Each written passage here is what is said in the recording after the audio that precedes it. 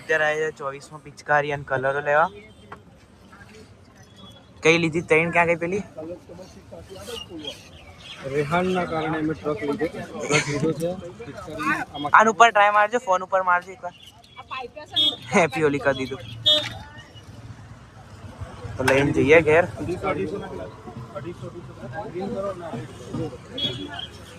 તો હલો દોસ્તો, હર હર મહાદેવ, જય શ્રી કૃષ્ણ, જય શ્રી રામ, જય દ્વારકાધીશ. તો સ્વાગત છે તમારા બધા આપણા ગોસ્વામી ફેમિલીમાં.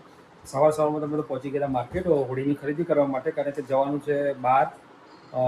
પણ કેવું છે કે ખબર નથી ત્યાં, જો કે એરેન્જમેન્ટ તો કરેલું છે, પણ આપણે આપણા તરફથી થોડું ઘણું કીધું. જય શ્રી રામ, હર હર મહાદેવ. હવે જો જમી લીધું છે ને નીકળવાનું છે, ખાલી ફોન આવે એટલે નીકળવાનું છે. હા, તો ભાઈ એના કપડાં બદલવાના છે, બાકી બેગો રેડી થઈ ગઈ છે. અને આ ઇલેક્ટ્રિક સામાન અમારો બધો અહીંયાથી હવે બિસ્તરા ભરાઈ જશે. હજી 80% થઈ જશે, 20% હજી બાકી રહેશે ને ચેક સુધી બાકી રહેવાની છે.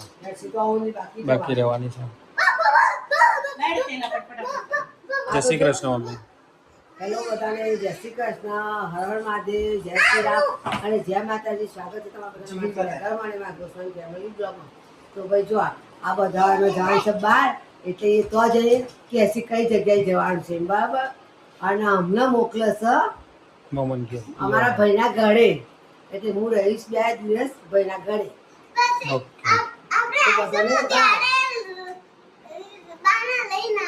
ઓકે.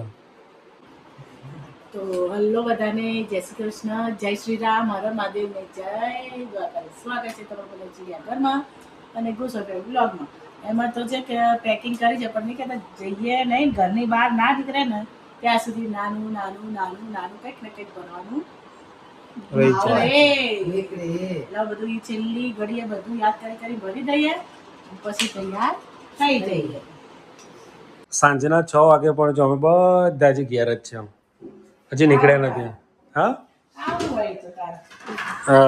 મમ્મીના એકચ્યુઅલી મામાને ઘેર મૂકી આવ્યા છે અમે, પણ સવારનો 12 વાગ્યાનો ટાઈમ અમારો હતો કે ભાઈ 12 વાગે આપણે જવાનું છે. તો 12 નો 1 થયો, 1 નો સાંજના 4 થયા, 4 ના હવે થયા છે 6, અને 6 ના હવે મેસેજ એવો છે કે ભાઈ રાત્રે 7:30-8 વાગે નીકળવાનું છે. હવે લાગી છે ભૂખ બરાબરની, કારણ કે બપોરે કીધું હતું 12-1 વાગે નીકળવાનું છે, એટલે અમે 11:30 વાગે જમી લીધું હતું. અને હવે કીધું ભાઈ 8 વાગે જવાનું છે, એટલે ભૂખ લાગી છે. તો મેડમ રોટલી પડી છે છેલ્લી, તો છાશમાં વઘારી રહ્યા છે. હા, એ બરાબર છે. રોટલી વઘારેલી છાશમાં નાખી દો. આ કોરી પડી હશે ને? આય રે બેટા, તારી રોટલી કોઈ ના ખાય. જા ચમચી લઈ લે અને એક જગ્યાએ બેસીને ખાઈ લે. તો હવે છાશમાં છાશ કરી કે એ લેવા જવું પડશે.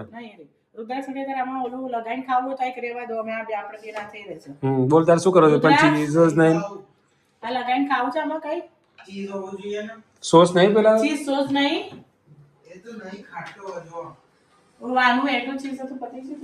એ નાખી દીધી. એ તો છાશ વાળી ખાઈ લેશે. કોકદાર તો ખાઈને ટેસ્ટ કરે, ખબર પડે. હા, ચીઝ વાળું ખાઈએ એના કરતા આ સારો રહે.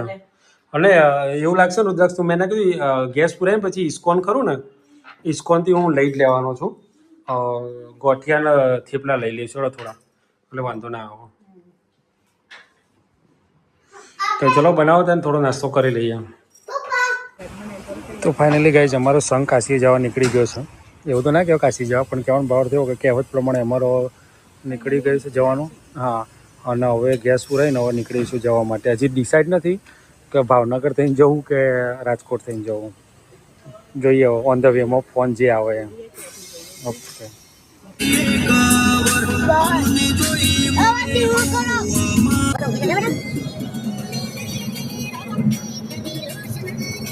તો ભાઈઓ અમે ફરીથી નીકળી ગયા છીએ ખાઈ.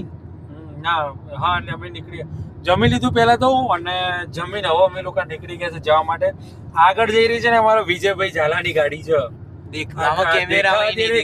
ઘા કરીને જઈ રહી છે, પણ આગળ જઈ રહી છે ને અમારા વિજયભાઈ ઝાલાની ગાડી છે. અમે પાછળ છીએ, અને અમારા બંનેથી આગળ પરાગભાઈની ગાડી છે. પરાગભાઈ જોઈને જ રહેશે આજે. પરાગભાઈને સિંહ જોવા માટે ઉભા રહ્યા છે ત્યાં, એટલે કદાચ સિંહ દર્શન થઈ જાય એમના, પણ આપણે એ જ રોડ લેવાના છે. તો જોઈએ જે થાય ખરું. અને જમી લીધું. જમીન નીકળી ગયા છે અમે 11 વાગે નીકળ્યા.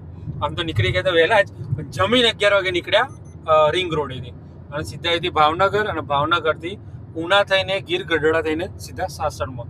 અને આપણે જવાનું છે તળાજા અને તળાજા જવાનું છે ને એટલે ડાયરેક્ટ પાછળના રોડે જ લીધું. આપણે જુનાગઢ નહીં જવાનું.